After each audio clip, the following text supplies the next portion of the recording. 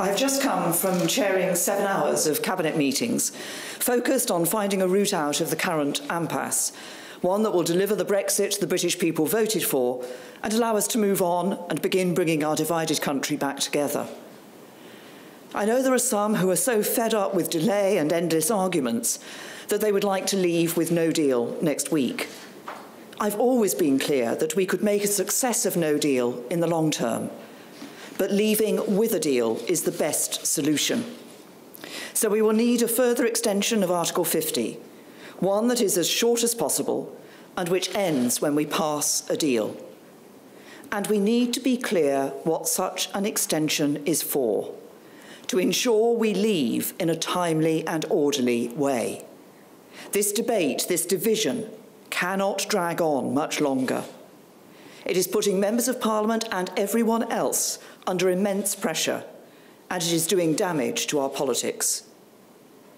Despite the best efforts of MPs, the process that the House of Commons has tried to lead has not come up with an answer.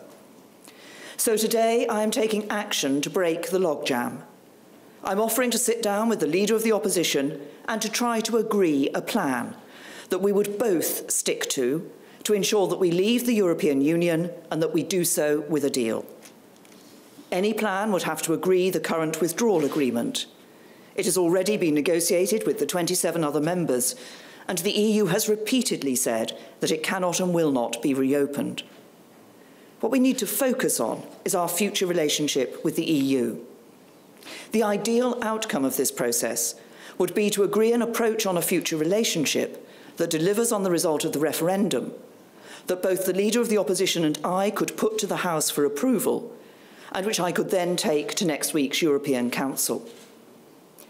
However, if we cannot agree on a single unified approach, then we would instead agree a number of options for the future relationship that we could put to the House in a series of votes to determine which course to pursue.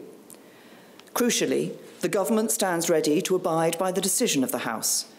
But to make this process work, the opposition would need to agree to this too. The government would then bring forward the withdrawal agreement bill. We would want to agree a timetable for this bill to ensure it is passed before the 22nd of May, so that the United Kingdom need not take part in European parliamentary elections. This is a difficult time for everyone.